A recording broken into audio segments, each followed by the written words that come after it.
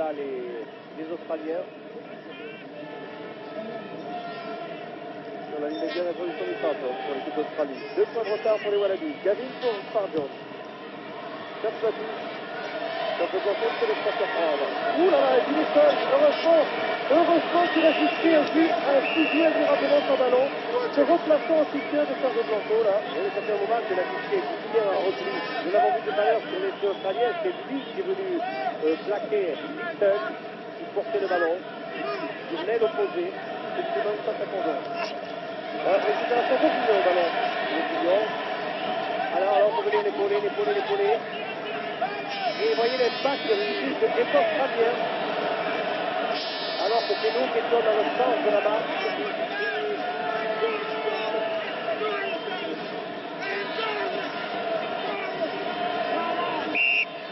La marche sera pour les Australiens. Ils sont dans le camp attaquant.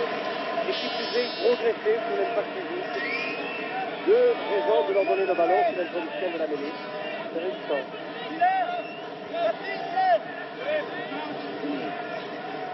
C'est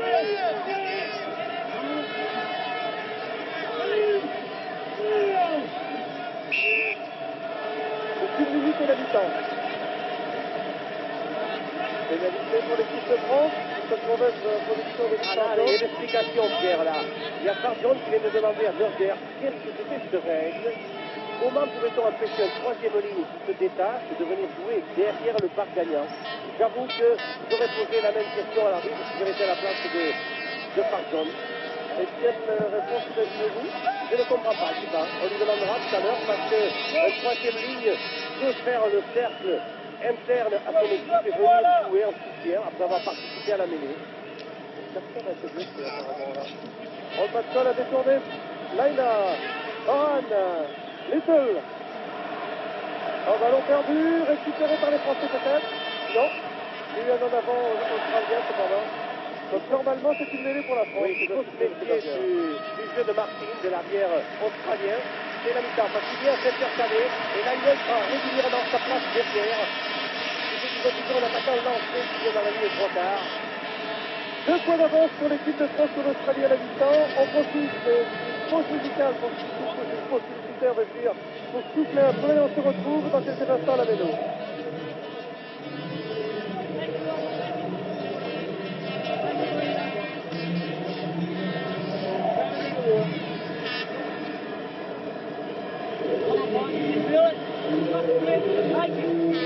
Come on, get on top.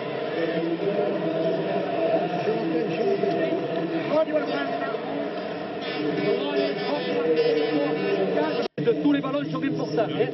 Attention, tous les ballons. On s'organise sur les ballons en l'air. Serge, avec tes ailiers, on s'organise. Tous les ballons sont importants. Allez. Le capitaine de l'équipe de France, là, que vous venez d'entendre. Peut-être que Jean-Louis Calmezan se trouve dans les tribunes à côté d'une personnalité. Oui, à côté de Jacques Fourou, qui va nous dire ce qu'il pense de cette première mi-temps.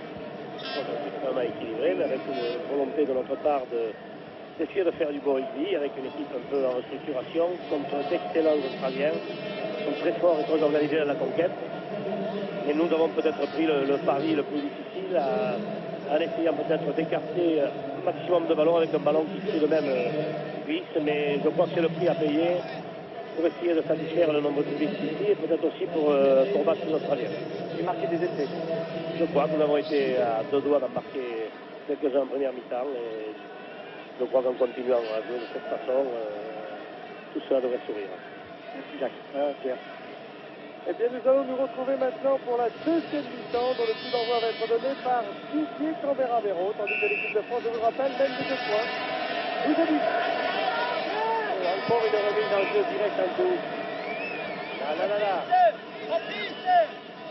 Oui, ça ce n'est pas pardonnable, c'est pas bien parce que c'est l'ABC quoi. Allez, mêlée au centre du terrain avec l'avantage bien évidemment à Farjon. Merci Farjon. Perspective dans le temps de l'équipe de France, on trouve dans le temps des 22 mètres du 15 de France. Et qui tout à l'heure a discuté à l'arbitre une décision assez bizarre qui reprochait en 3e lignel de s'être détaché de la mêlée en venant derrière ses participants à cette mêlée Et j'ai demandé à M. Charles Durand, qui est le patron des arbitres, s'il avait pu juger. Et lui aussi a été surpris, tout comme moi, tout comme pardon, de la décision de M. Berger. Donc vous qui arbitrerez demain, attention, il n'y a pas de faute à ce niveau. La balle contrôlée par Peter Fitzsimmons, sauf par Jones. Line.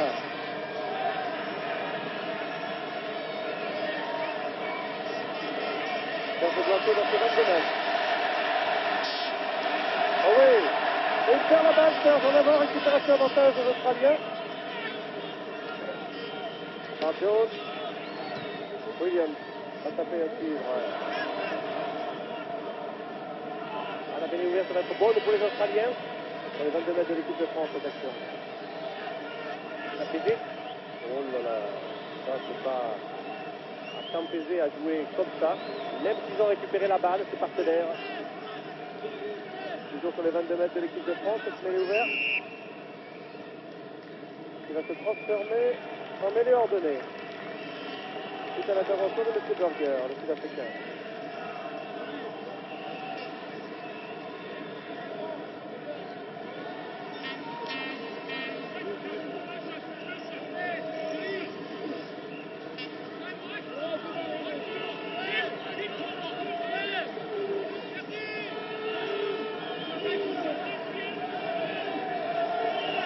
Jones pour Laina.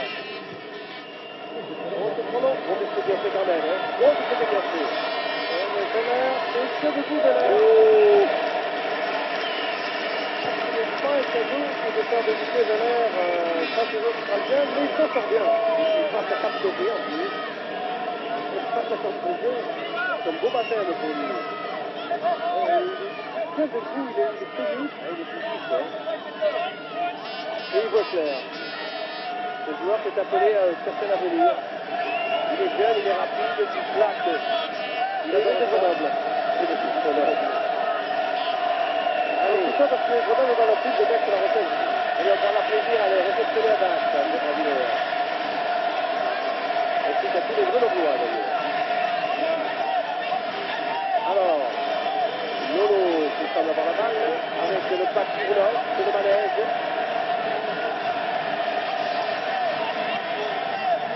C'est le ball mouvant. Et ils ont pris la balle. Ah, c'est Fitzsimmons qui a pris cette balle pour les Australiens.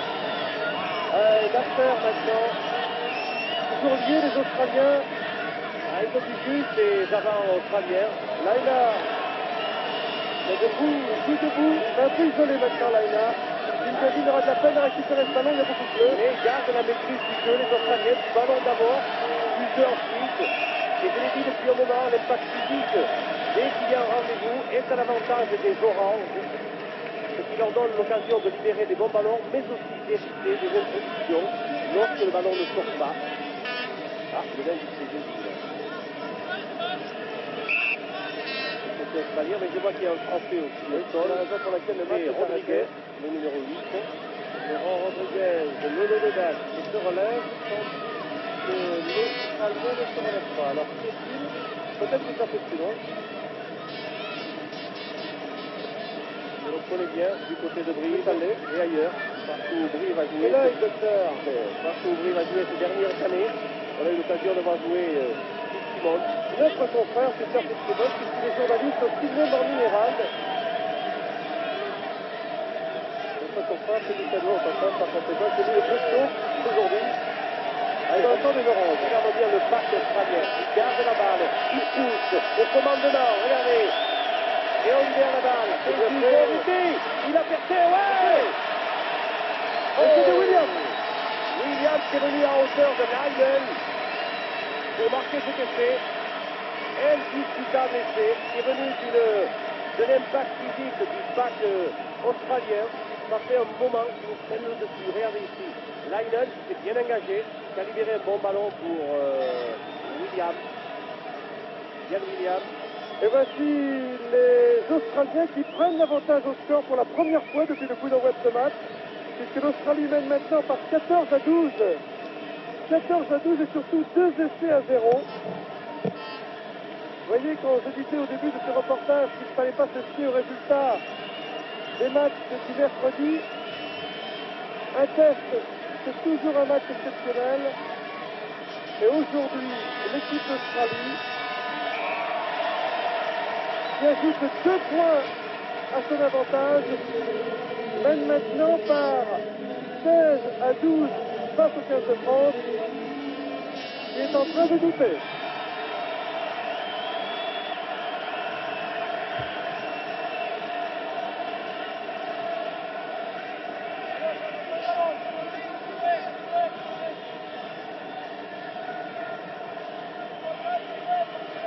Points d'avance pour les Wallabies. Et Serge Blanco qui s'apprête à faire la remise en jeu.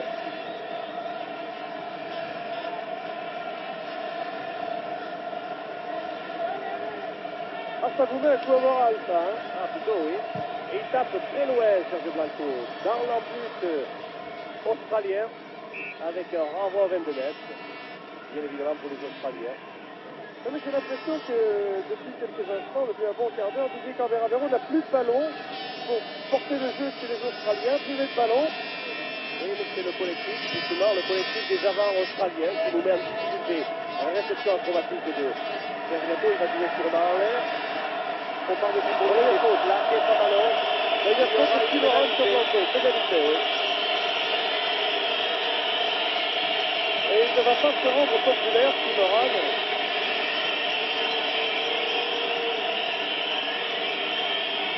Il a dû sauter là. Mauvais réflexe. Quand on a sauté avec son capitaine Victor Jones, attention, difficile. Attention, parce que ça peut tout éclair. Oui, il y a vraiment faute délibérée de Timoran sur Serge Blanco. Et avouez quand même que ces deux jeunes, ils n'ont pas froid aussi. Ah non, ça alors là. Vraiment, pénalité au point de chute de la balle, ce qui est normal, c'est le règlement. Et je vois Thierry Lacroix qui se chauffe. Nous voyons Thierry Lacroix, demi d'ouverture de Jacques, s'échauffe, ce jeune garçon qui a connu tous les honneurs de la sélection, sauf celui de senior, mais qui a été international junior, scolaire, universitaire et tout. Jean-Michel Desjardins pourra peut-être le dire, c'est que va faire Thierry Lacroix qui est en train de s'échauffer là, tandis que Didier Camberavero va tenter la pénalité. Demain, il semble que Didier Camberavero a un petit problème de genou. Alors si il doit laisser sa place, je crois que je le remplace. D'accord, voilà la réponse de Thierry Lacroix. Pour l'instant, Didier reste sur le terrain et Didier tente cette pénalité.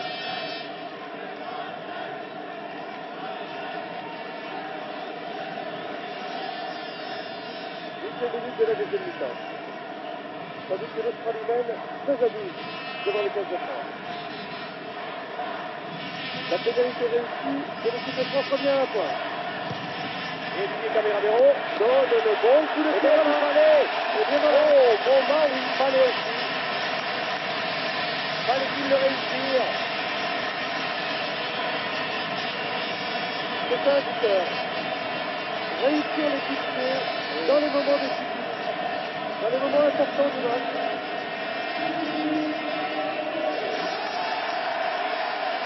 Un point de retard maintenant pour le 15 de France. Ah, il remet le match en question.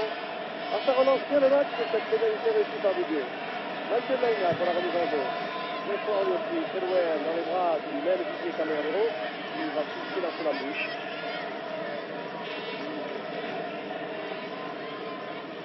Je vous rappelle que vous pouvez élire le talent d'or de ce match. Pour cela, vous prenez votre Minitel, vous tapez 3615 stade A2 et vous votez. Et à la fin du match, nous vous dirons l'élu de votre choix.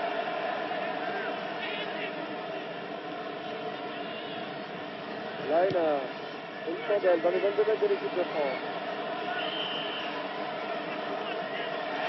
Contre-attaque de C'est face à un adversaire. Achille, le pilier australien qui avait récupéré ce ballon. Les avants qui se poussent énormément du côté australien. Des piliers très mobiles, percutants aussi.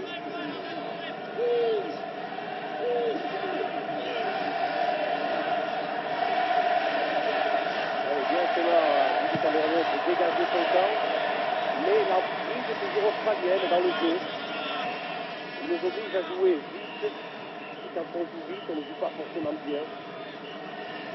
Franck Menel, centre aujourd'hui, je vous le rappelle.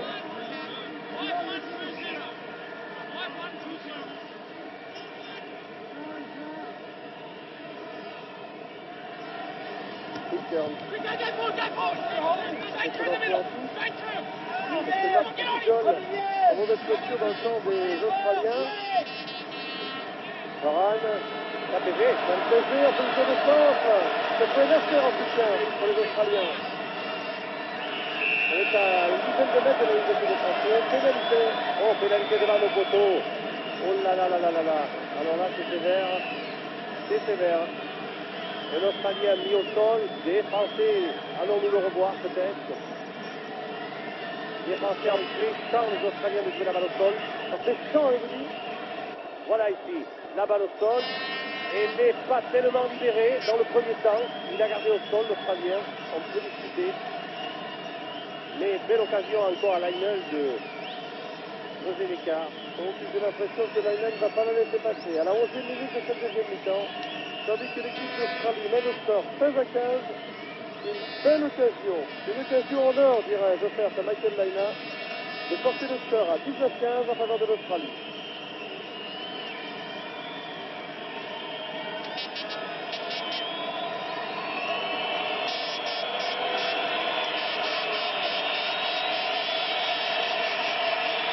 Allez, c'est parti.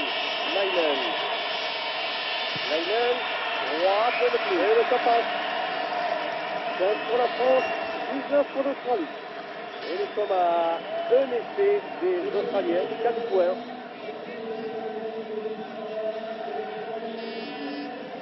Oui, mais vous me direz, il suffirait d'un essai transformé pour renverser la situation, alors ne désespérons pas.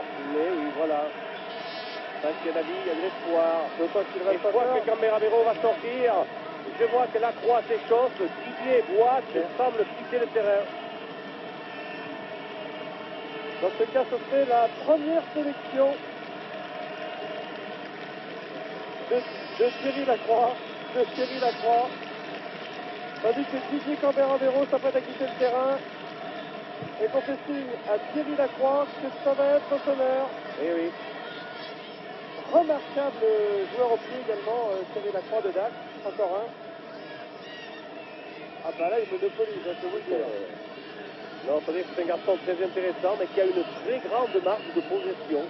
Il faut qu'il travaille. Je lui rabâche ça, mais je lui rabâcherai toujours, parce que je connais son potentiel physique qui était énorme. Et il fera un jour, j'en suis certain, un très grand université. On n'est pas à 14, je pense. Michel Lejeune à côté de Didier Cambé, peut-être? À côté de Didier. C'est un joue. Je pense dès que je cours, il bouge. Ça il pique un peu. Voilà. Oui. André. Pauvre Didier Camberavero, quelle tristesse dans ses propos. Oui. C'est bien dommage pour lui, il était bien. Il nous a quand même marqué 15 points. Et voilà, c'est les grands débuts de Thierry Lacroix comme international de rugby. Première sélection de Thierry Lacroix. Le rêve qu'il a caressé tout enfant se réalise. Le malheur des uns faisant le bonheur des autres. Pargolt, Réau, Véler est au point de touche. Arrêt de voler.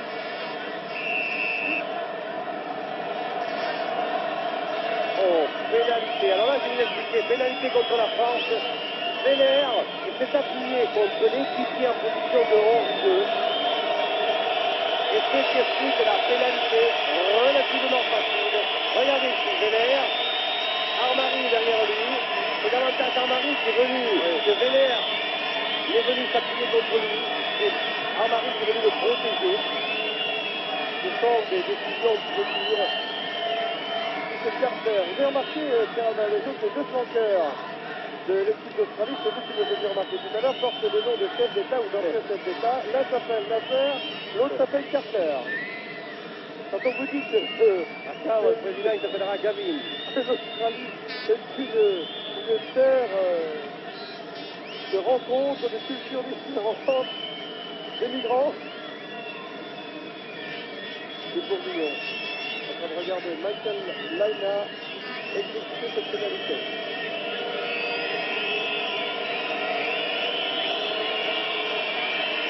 Un quart d'heure de jeu à deuxième mi-temps.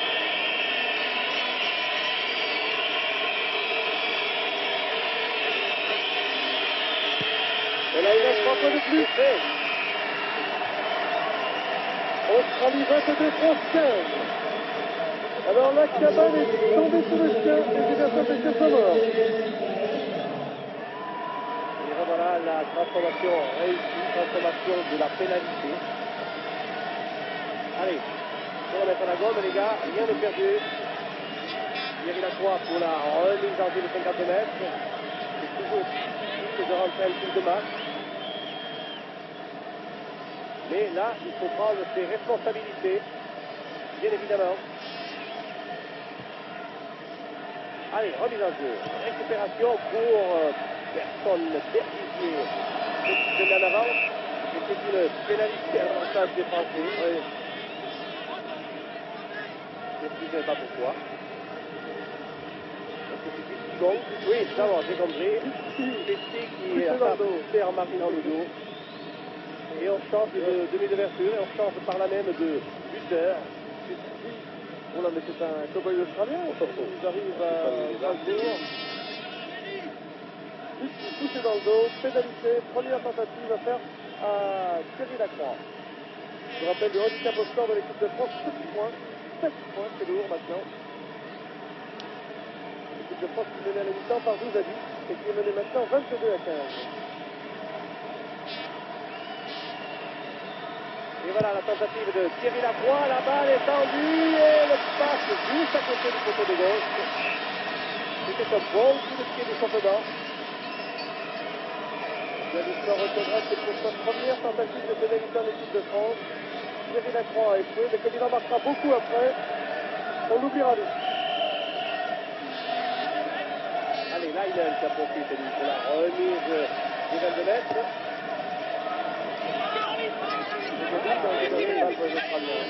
Son opportuniste, c'est ce joueur australien. Là, le Moll n'a pas l'impact voulu. Wakedon, la balle est bonne pour Tapédé.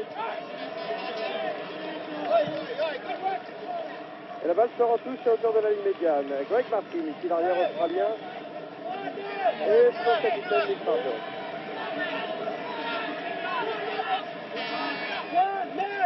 Dans ton dos. Pas de sourire, René. On touche pour Ericsson. Les joueurs Mario Relais. Oui, mais la balle ne sort pas. C'est ça le problème, en fait. C'est gagner des ballons, c'est bien. Mais s'ils ne sortent pas,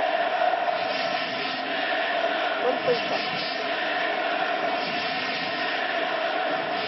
Et légèrement dans le temps australien, tout près dans l'immédiat. Rodriguez. Et renvoyé dans son camp. La balle est à l'avantage de Berbizier. C'est là et Ménel. Ménel, il n'a pas pu passer les bras, c'est dommage. c'est là tout de suite pour Berbizier. Ericsson, tout près des 22 mètres maintenant de l'équipe d'Australie.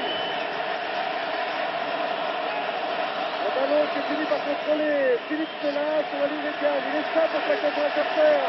La deuxième. Remet ses partenaires en jeu. Les joueurs marient pour Berbizier. Ericsson, c'est la ligne des 22, vous voyez là. Berbiz. Passe en jeu de chaussure que Philippe Sella n'a pas pu contrôler. Récupération du ballon par les Australiens. Et finalement mêlé. Mêlé tout près des 22 mètres australiens. Encore une tentative française avancée. On a bien essayé d'emballer le match côté tricolore. Il reste 7 points de retard pour la France. Tandis que Carter, le troisième lignel de l'équipe d'Australie, est touché. C'est la raison pour laquelle le match est arrêté. Et ce bon public de Strasbourg qui ne perd pas espoir et encourage l'équipe de France qui a bien mérité ce match. Dans cette ville remarquable où on ne se perd jamais tellement tout est bien signalé, même le stade. Allez, sorti à l'avantage des Australiens. Position de hors-jeu de Berbizier. Il laisse l'arrêt de l'avantage. L'arbitre l'a signalé. Il va revenir à l'origine de la faute, considérant que le gain de terrain n'était pas suffisant pour les Australiens. Et c'est-à-dire qu'ils n'ont pas tiré suffisamment avantage. Regardez ici, vous voyez comme il finit en position de hors-jeu. Verdigier le sait, il ne dit rien, il revient dans son camp, à cette barre.